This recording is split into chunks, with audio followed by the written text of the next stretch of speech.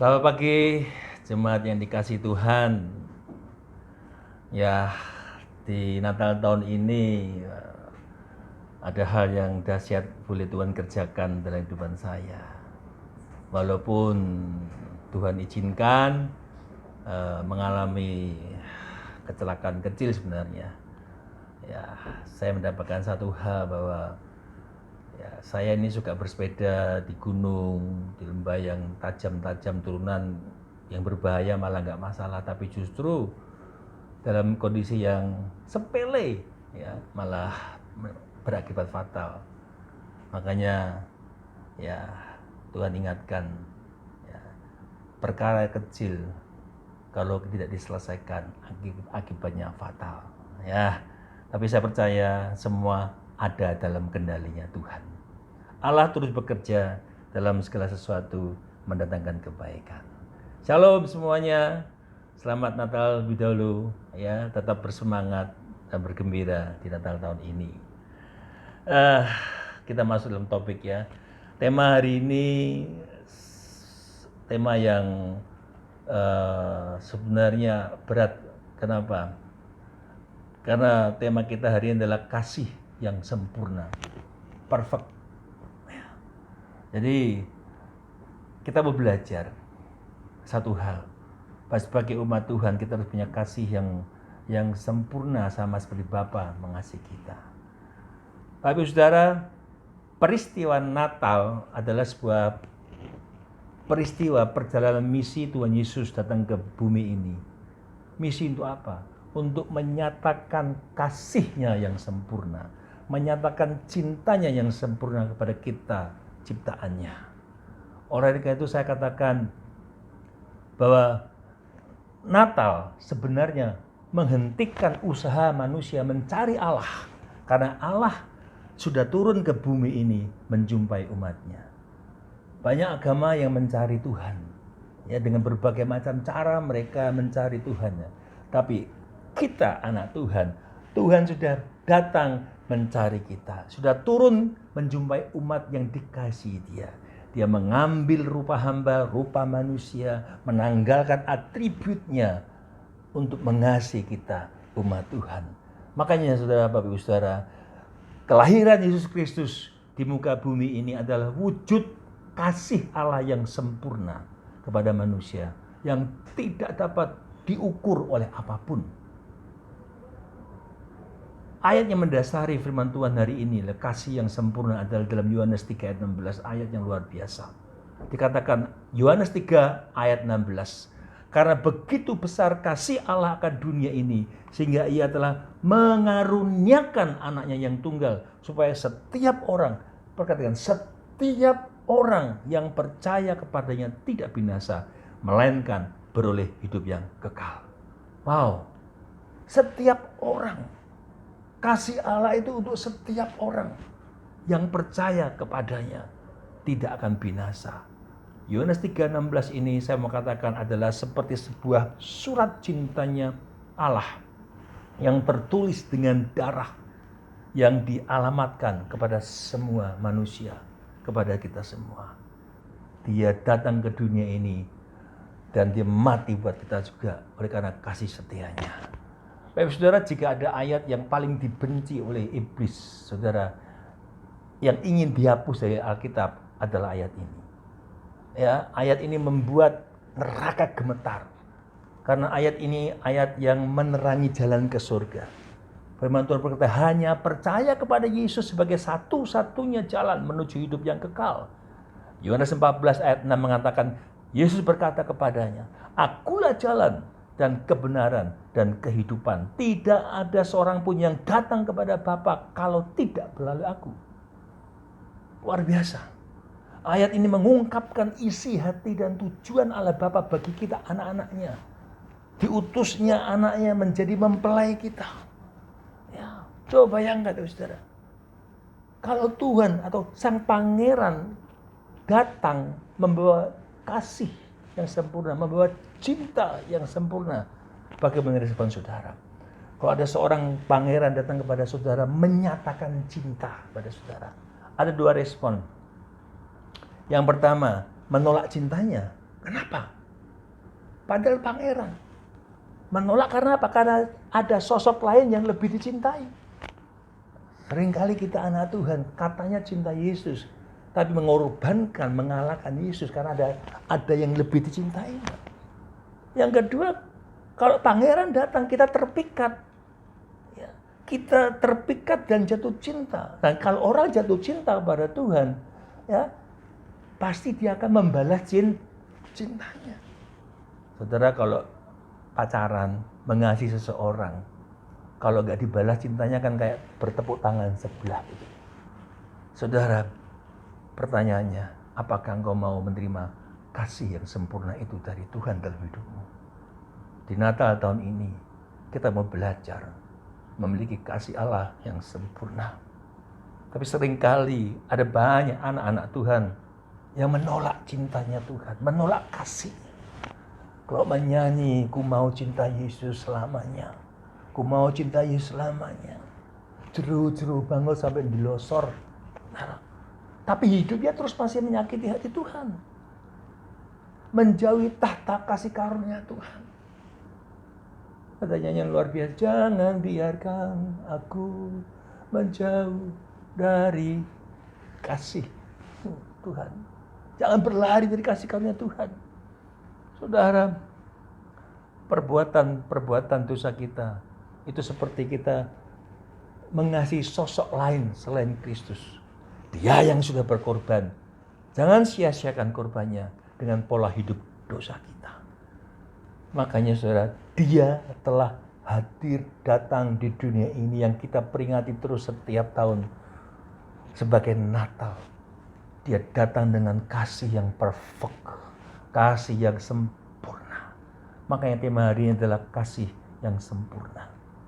Oleh karena itu Bapak, Saudara, oleh karena kasihnya, dia rindu untuk kita semua mengalami keselamatan. Keselamatan yang penuh utuh untuk memperoleh hidup yang kekal. Karena begitu besar kasih Allah kepada kita. Mari di Natal hari ini kita mengambil sebuah keputusan untuk sungguh-sungguh meresponi kasih Allah yang sempurna dengan membalas kasihnya, membalas cintanya Tuhan. Makanya tujuan khotbah hari ini saya ingin mengajak kita semua, mari kita membalas cinta, membalas kasih Tuhan yang sempurna itu dengan mengasihi seperti Yesus mengasihi kita. Mengasihi manusia lain, mengasihi sesama kita. Seperti Yesus sudah berkorban mengasihi dengan sempurna, dengan perfect pada kita. Kita harus bisa mengasihi orang lain seperti Tuhan mengasihi kita. Ini memang berat. Tujuan khotbah ini berat. Apalagi kalau kita lagi disakiti, lalu harus mengasihi orang yang disakiti. Memang berat. Tapi kita akan belajar nanti kenapa kita harus bisa seperti itu. Natal adalah wujud kasih yang besar bagi umat manusia.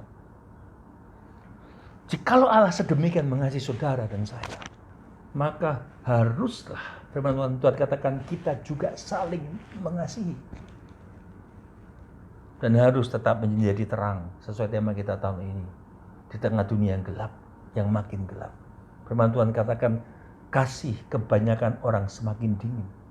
Saudara kalau lihat viral beberapa waktu itu, ada sejoli anak muda ditabrak laki perempuan. Sang penabrak dia angkat ke mobilnya 4 orang. Ya mungkin mereka berpikir wah ditolong, ternyata bukan ditolong tapi dibuang. Saudara, nggak ngerti, nggak punya kasih. Tapi kita sebagai anak Tuhan harus tetap memancarkan kasih Allah itu bagi dunia, bagi orang-orang di sekitar kita. Mari kita belajar akan SGC di dalam 1 Yohanes 4 ayat 7 sampai 20. Saya bacakan dengan cepat saudara. Saudara simak dan tetap buka Alkitab saudara. Saya akan kembali ke situ di dalam 1 Yohanes 4 ayat 7 sampai 20.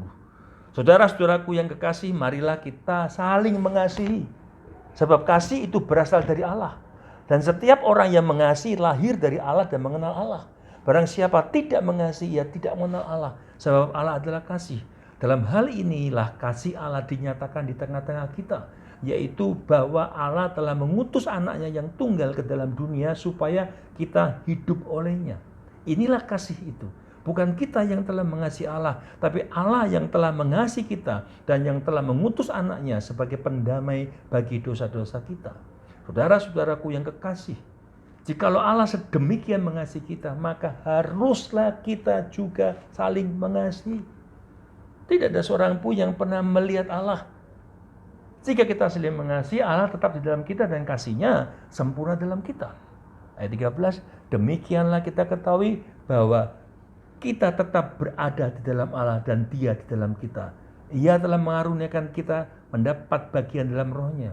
Dan kami telah melihat dan bersaksi bahwa Bapa telah mengutus anaknya menjadi juru selamat dunia. Bapa mengutus anaknya menjadi juru selamat dunia. Barang siapa mengaku Yesus adalah anak Allah, Allah tetap berada dalam Dia dan Dia dalam Allah. Kita telah mengenal dan telah percaya akan kasih Allah kepada kita. Allah adalah kasih, dan barang siapa tetap berada di dalam kasih, ia tetap berada di dalam Allah dan Allah dalam Dia. Dalam hal inilah kasih Allah sempurna dalam kita, yaitu kalau kita mempunyai keberanian percaya pada hari penghakiman, karena sama seperti Dia, kita juga ada di dalam dunia. Di dalam kasih tidak ada ketakutan. Kasih sempurna melenyapkan ketakutan, sebab ketakutan mengandung hukuman, dan barang siapa takut, ia tidak sempurna dalam Tuhan. Kita mengasihi Allah karena Allah lebih dahulu mengasihi kita.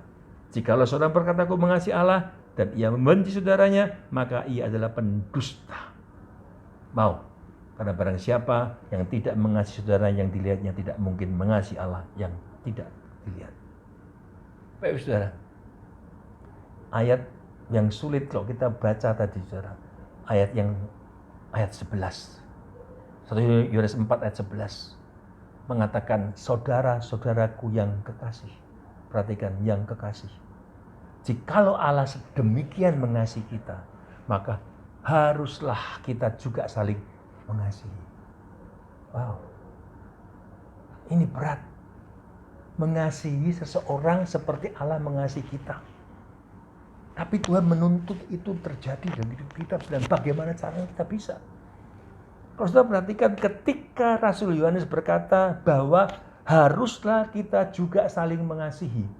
Dari sebabnya kata haruslah. Haruslah kita saling mengasihi. Perhatikan, ia menyebut kita sebagai yang kekasih. Kita dikatakan yang kekasih. Ini menjadi penting disadari. Ketika kita menerima kenyataan bahwa saudara dan saya sangat dikasihi oleh Allah, seharusnya itu lebih memudahkan kita menjadi pribadi yang penuh kasih. Karena kita dikasihi. Bahkan mungkin mengasihi mereka yang tidak mengasihi saudara. Memang sulit. Saya akui sulit. Berproses saudara untuk mengasihi orang yang tidak mengasihi kita. Mengasihi orang yang merugikan kita. Mengasihi orang yang mungkin menjengkelkan kita setiap hari. Membuli kita. Yang hutang tidak bayar sama kita, kita suruh ngasihi. Memang tidak gampang, saya tahu. Setiap hari menyakiti kita. Anaknya. Mereka nggak memiliki kasih. Anak-anak terlantar yang nggak punya bapak ibu. Suami yang disakiti, istri yang disakiti, saudara. Orang-orang yang nggak pernah merasakan kasih, kehidupannya nggak merasakan kasih, defisit kasih, sehingga mereka tidak memiliki kasih untuk mereka salurkan, karena mereka nggak merasakan kasih itu. Jadi seringkali kita menyalahkan orang-orang nggak punya kasih, orang begitu. Kenapa mungkin hidupnya nggak pernah dikasih orang? Sehingga mereka tidak bisa menyalurkan kasih. Ini tidak mudah.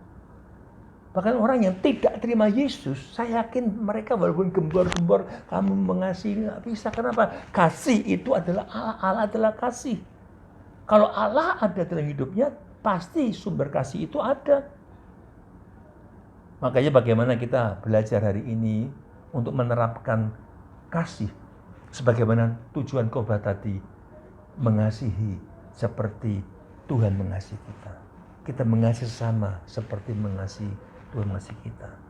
Kita nggak bisa mengasihi orang seperti Tuhan mengasihi kita kalau engkau tidak mengenal Tuhan.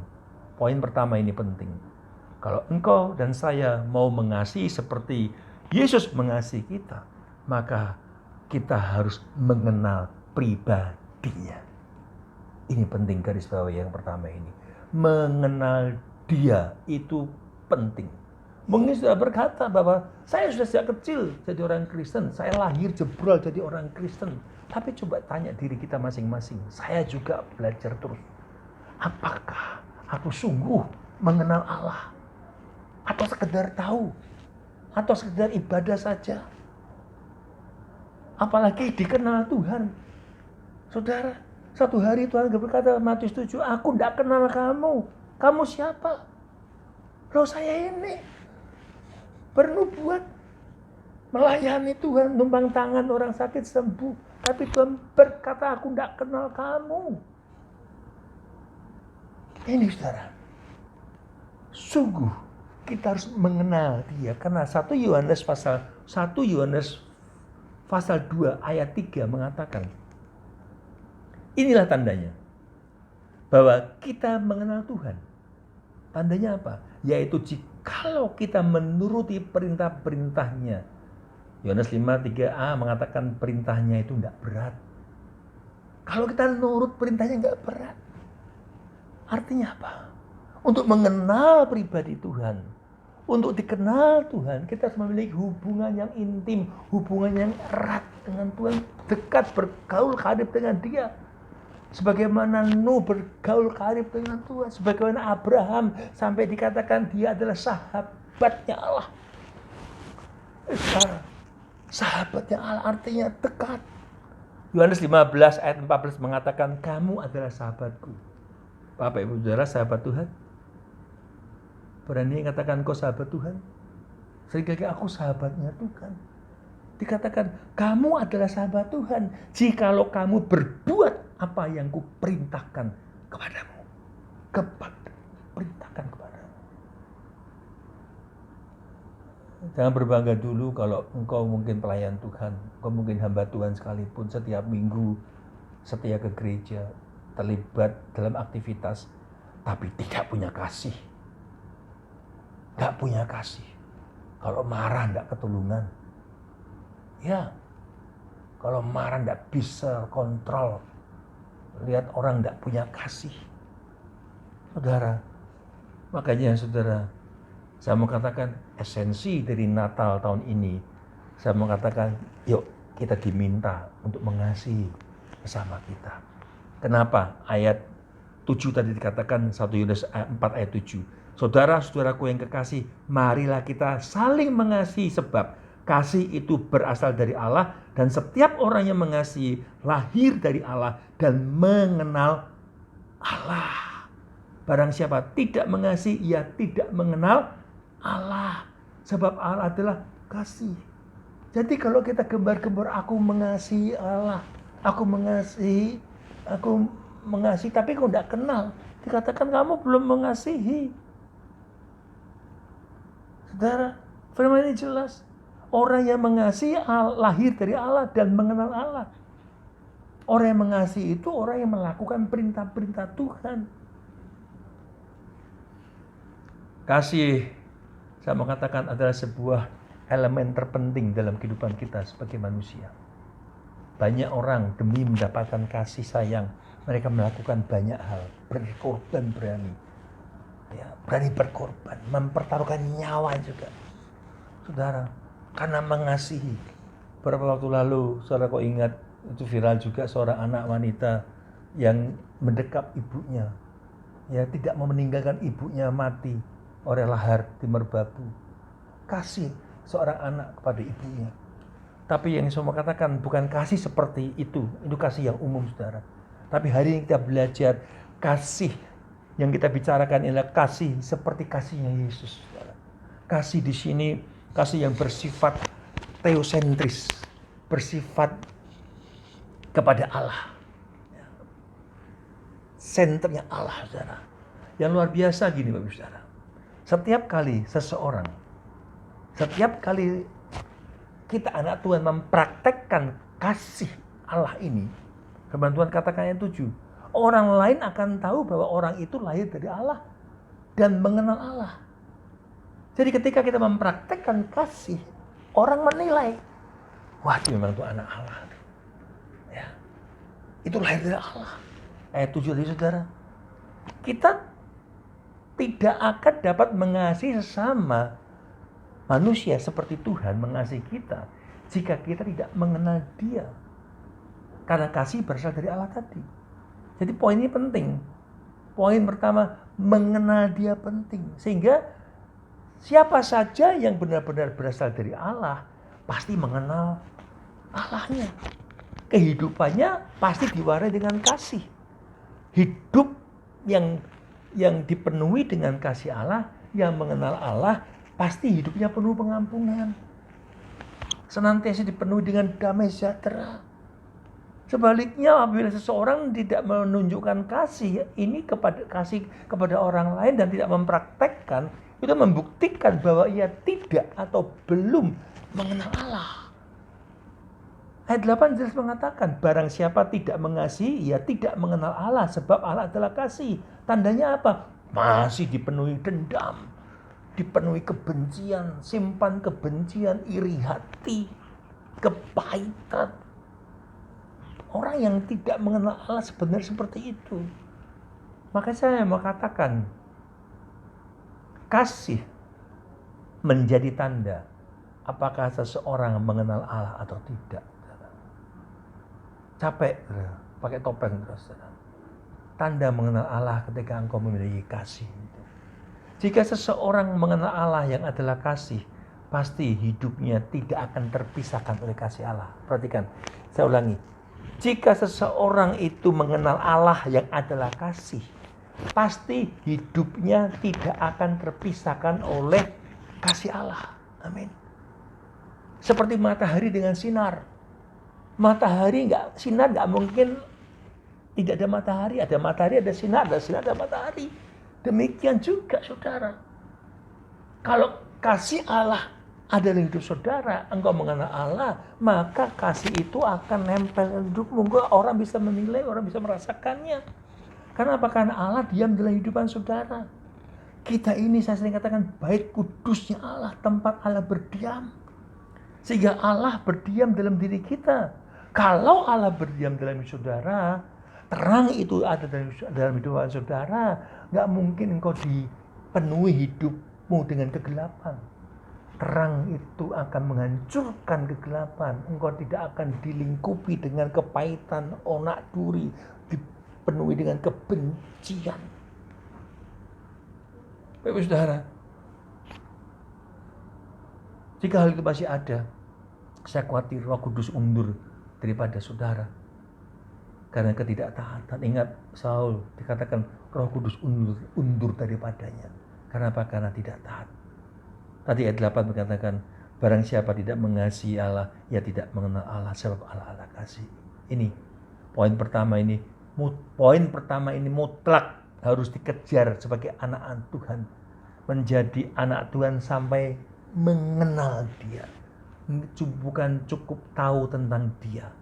Baca firman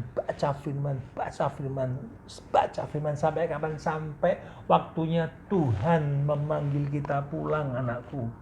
Baca terus sampai kau mengenal pribadinya Allah. Di masa-masa ini saya banyak waktu untuk terus menyelidiki, baca firman sampai waktumu pulang, sampai mengenal Tuhan. Apakah Anda mengenal Dia? Mengenal itu beda sekedar tahu. Orang yang mengenal Dia tidak mungkin menyakiti hati Tuhan. Tidak tega menyakiti hati Tuhan. Tidak tega. Kalau saudara masih tahu, cuma sekedar tahu, ya mungkin saudara dosa, tidak peduli dosa, tidak peduli. Karena engkau tidak mengasihi. Orang mengasihi pasti tidak akan menyakiti hati orang yang dikasihi. Selanjutnya saudara, poin yang kedua, bagaimana kita bisa mengasihi seperti Yesus mengasihi kita. Ya, penting ini. Saudara harus bersedia menjadi representatifnya Allah. Harus bersedia mau menjadi wakil kerajaan Allah di muka bumi ini. Mewakili kasih Allah. Ini yang Tuhan mau. Ayat 9 mengatakan, dalam hal ini kasih Allah dinyatakan di tengah-tengah kita, yaitu bahwa Yesus telah mengutus anaknya yang tunggal ke dalam dunia supaya kita hidup olehnya. Ayat 12, saudara perhatikan ayat 12. Ayat 12.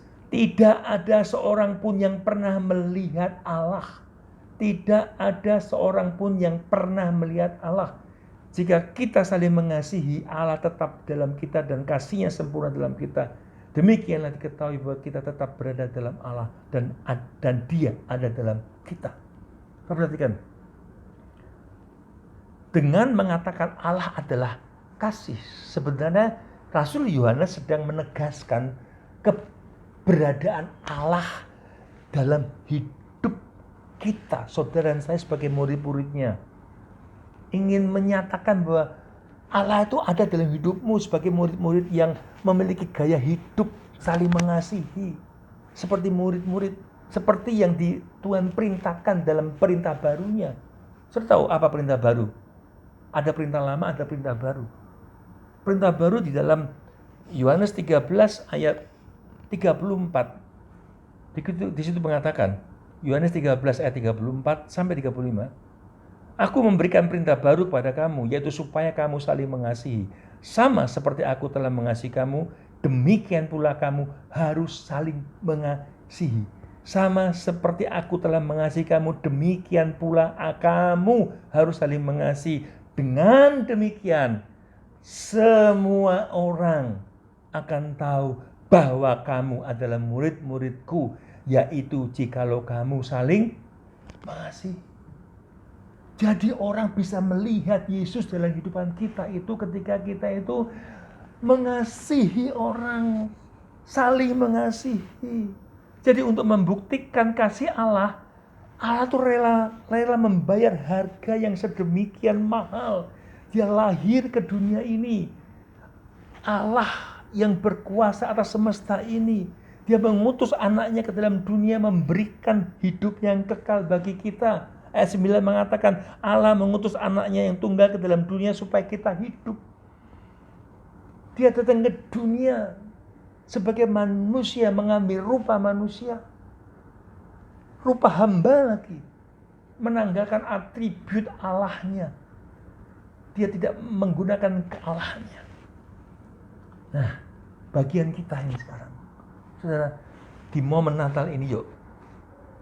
Kita di tahun depan, tahun ini tema kita setahun menjadi terang. Tahun depan be strong, menjadi kuat, tetap kuat. Untuk itu kita harus dekat dengan Tuhan.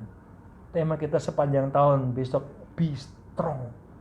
Di tengah-tengah pandemi yang masih belum selesai, di tengah-tengah masalah, kita tetap menjadi orang yang kuat, memiliki kasih Allah, menjadi representatifnya Tuhan, menjadi salesnya kerajaan surga, sehingga dunia bisa kenal Yesus lewat diri saudara dan saya. Ini poinnya, saudara. Kita harus menjadi representatifnya Allah, mewakili kerajaan Allah di muka bumi ini, menjadi agen-agen kerajaan Allah di muka bumi, dengan menyatakan kasih Allah, dengan melakukan perintah Tuhan untuk mengasihi. Ayat 11, saudara. Saudaraku yang berkekasih, jikalau kamu sedemikian mengasihi kita, jikalau Allah sedemikian mengasihi kita, maka haruslah kita juga saling mengasihi. Perhatikan ayat 12. Tidak ada seorang pun yang pernah melihat Allah. Saudara, tidak ada seorang pun yang pernah lihat Allah kasat mata. Mungkin belum ada secara kasat mata Allah. Mungkin kalau Allah datang, saudara mungkin juga percaya kalau itu Allah. Saudara perhatikan, apa yang dilakukan oleh Allah kepada kita seharusnya menjadi pedoman bagi bagaimana kita memperlakukan orang lain juga. Kata ayat 11, tadi ayat 11 mengatakan haruslah kita juga saling mengasihi sesama. Berarti apa? Semua orang sesama bisa musuhmu juga. Orang yang sakiti engkau juga. orang yang utang tidak bayar-bayar. Pak kok disakiti, ampuni, dikasihi. Ya. Saudara, jika kita meyakini dan merasa bahwa kasih Allah begitu melimpah dalam kehidupan saudara, saudara percaya nggak bahwa kasih Allah melimpah dalam kehidupan saudara? Amin. Saudara percaya bahwa kasih Allah melimpah dalam kehidupan saudara? Kalau saudara percaya bahwa kasih Allah melimpah dalam kehidupan saudara, seharusnya saudara membagi kasih Allah itu pada orang lain. Karena kasih Allah itu tidak bisa kau tampung sendiri. Maka harus meluap keluar. Berbagi kasih bukan sebuah pilihan. Saya ulangi ya. Berbagi kasih bukan pilihan. Ayat tadi mengatakan ayat 11. Haruslah kita juga saling mengasihi. Kata harus berarti apa? Harus. Jadi mengasihi itu bukan pilihan. Aku kalau dia baik sama aku kasih. Kalau dia jahat, aku ya jahat, lebih jahat. Kalau dia tidak baik, aku juga tidak baik. Enggak. Haruslah mengasihi. Saudara, kata harus itu menggunakan kata Yunani opeilo. Opeilo. S11b. Kata opeilo itu memiliki makna dasar hutang. Bayangin. Makna dasar berhutang. Sama seperti membayar hutang bukanlah sebuah pilihan. Jadi membayar hutang itu bukan pilihan. Oh, aku hutang rasa bayar apa-apa. Bukan. Hutang itu harus dibayar. Saudara, demikian pula mengasihi orang lain bukan sekedar nasihat atau hanya dorongan, melainkan keharusan atau kewajiban sebagai anak-anak Tuhan. Amin, saudara. Kewajiban, keharusan. Artinya apa? Kegagalan dalam melakukan kasih. Kegagalan kita dalam mengasihi seseorang merupakan sebuah hutang yang harus dibayar. Jadi kalau engkau masih benci dengan orang lain, engkau tidak bisa mengasihi, engkau sedang berhutang. Bapak Saudara, ayat 18 saudara tahu cerita ini, saudara. Pasal Matius 18 ayat 28. Tapi ketika hamba-hamba itu keluar, ini orang yang berhutang, yang diampuni hutangnya, ya. Tapi dia tidak mau mengampuni orang yang berhutang padanya lebih kecil. Ketika dia bertemu dengan seorang hamba lain yang berhutang 100 dinar padanya, pada utangnya dia itu banyak sekali. Dia tangkap orang itu dan mencekik kawannya dan bayar hutang. Wow, hadis. Padahal hutangnya sudah diampuni. Orang itu saudara, dengan kita mengasihi seperti Yesus mengasihi kita, kita sedang menyatakan kasih Allah. Kita sedang menghadirkan kerajaan Allah di muka bumi ini yang tidak kasat mata itu. Kalau kita perhatikan tadi ayat 12, Yohanes sedang mengkaitkan kasih kita kepada orang lain itu dengan pernyataan diri Allah. Makanya Yohanes memulai dengan fakta yang umum, dikatakan tidak ada seorang pun yang pernah melihat Allah, tidak ada. Ayat 12, tidak ada seorang pun yang pernah melihat Allah. Jika kita saling mengasihi, Allah tetap dalam diri kita dan kasihnya sempurna dalam kita. Kemuliaan dan kekudusan ilahi itu menghalangi manusia berdosa untuk melihat Allah. Jadi kalau kita gak kudus, kita gak akan bisa memandang wajah Allah. Manusia berdosa tidak bisa memandang wajah Allah yang kudus, yang suci. Matius pasal 5 ayat 8 mengatakan, Matius 5 ayat 8 mengatakan, berbahagialah orang yang suci hatinya, karena mereka akan melihat Allah.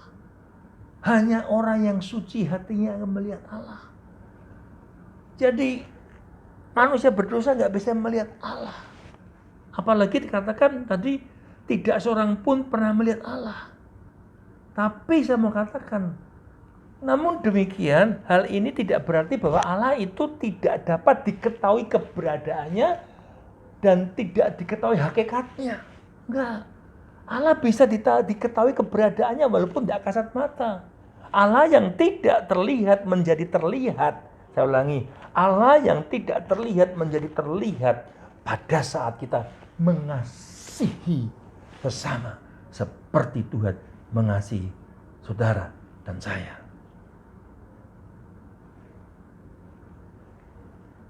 Melalui kasih kita kepada orang lain, kita sedang menunjukkan bahwa Allah tetap dalam diri saudara. Allah tetap dalam hidup saudara. Karena apa? Karena Allah tidak akan diam dalam hidup orang yang tidak benar, tidak kudus. Ia tidak hanya diam di dalam kekekalan dengan segala kemuliaan. Tuhan tidak hanya diam dalam segala kekudusan, kemuliaan dan kebesarannya, tapi dalam anugerahnya, saya mau katakan Allah berkenan diam dalam diri saudara dan mewarnai kehidupan kita dengan kasih-Nya, karena ingat, saudara dan saya adalah bait kudusnya Tuhan. Ingat, bait kudusnya Tuhan itu tempat di mana Allah berdiam. Makanya kekudusan dan kemuliaan itulah yang bisa membawa kita melihat Allah. Bukan hanya kasih merupakan bukti bahwa Allah berdiam dalam diri saudara, bukannya kasih itu, tapi ayat 12 ini luar biasa. Kasih kita pada orang lain itu membuat kasih Allah menjadi sempurna. Wow, saudara. Dalam ayat 12 tadi, saudara. Makanya sehingga kita yang terakhir, poin terakhir, saudara, kita bisa dimampukan memiliki kasih yang sempurna, memiliki kasih yang tulus ketika engkau bisa mengenal Dia dengan benar. Yang pertama, ketika engkau bisa menghadirkan kerajaan di muka bumi ini, karena engkau mengenal dan mengasihi Tuhan, karena engkau menjadi representatifnya Tuhan, sehingga orang bisa melihat Tuhan dalam hidup saudara dan saya, sehingga engkau bisa memiliki kasih yang tulus itu. Kesempurnaan Kristus menjadi keserupaan dengan kita. Poin yang terakhir, engkau harus memiliki kasih yang tulus. Ayat 20 mengatakan, tadi ayat 20, jikalau seorang berkata aku mengasihi Allah dan ia membenci saudaranya, maka ia adalah pendusta. Saya ulangi, jikalau seorang berkata bahwa aku mengasihi Allah dan ia membenci saudaranya, maka ia adalah pendusta. Karena barang siapa tidak mengasihi saudaranya dan yang dilihatnya, ya tidak mungkin mengasihi Allah yang tidak dilihatnya. Makanya saudara, jika engkau berkata, aku anak Tuhan, aku pelayan Tuhan, tapi engkau masih benci saudaramu, masih dendam saudaramu, masih kepahitan saudaramu, engkau pendusta. Yang ngomong bukan saya, firman Tuhan berkata bahwa engkau pendusta. Saudara, jika kita mengasihi Allah dan menjadi representatifnya Allah, pasti kita akan penuh dengan damai sejahtera. Pasti kita akan bisa menjadi orang yang membawa damai. Karena damai itu ada dalam hidupan saudara. Poin terakhir ini benar-benar harus jadi milik kita juga, saudara.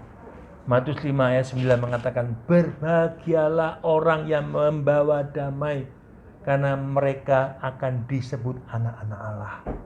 Saudara, anak-anak Allah mau jadi pembawa damai? Saudara, orang yang membawa damai, katakan mereka disebut sebagai anak-anak Allah.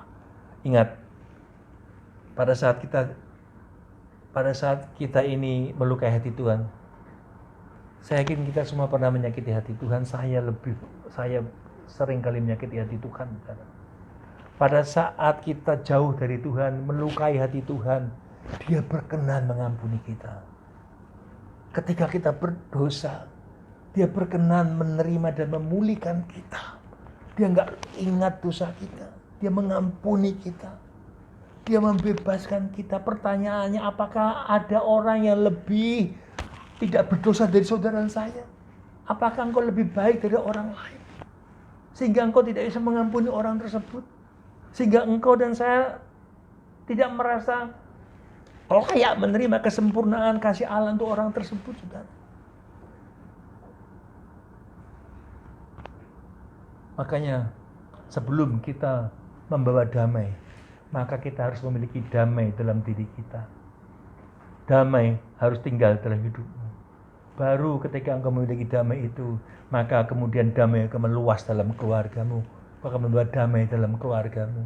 Suami membawa damai, istri membawa damai, anak membawa damai, mertua membawa damai. Ya, saling menjadi pendamai di rumah, bukan menjadi provokator di rumah. Saling membawa damai. Bayangin kalau setiap orang di dalam rumah sukanya berdamai, kata-katanya manis didengar, lembut didengar, nggak ada intonasi yang melukai. Keluarga akan damai. Firman Tuhan berkata, kesanalah diperintahkan berkat di tengah-tengah keluarga yang rukun dan penuh dengan damai. Sehingga ketika keluargamu damai, akan merambah ke lingkunganmu, saudara. Tetanggamu merasakan damai itu. Tetangga bisa melihat orang Kristen itu luar biasa.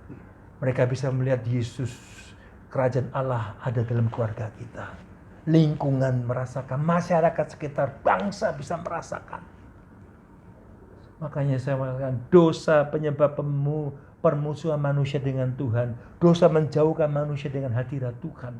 Mulai hari ini, yuk di Natal ini, biarlah menjadi momentum perubahan yang total bagi kita sebagai hidup orang Kristen. Hari ini, mari selesaikan hidup saudara. Jangan ada lagi ganjalan. Engkau harus selesai dengan Tuhan. Tidak ada ganjalan lagi. Tidak ada kepahitan lagi. Sehingga damai sejahtera Allah mendiami hidupmu. Roh Kudus tetap tinggal dalam hidupmu.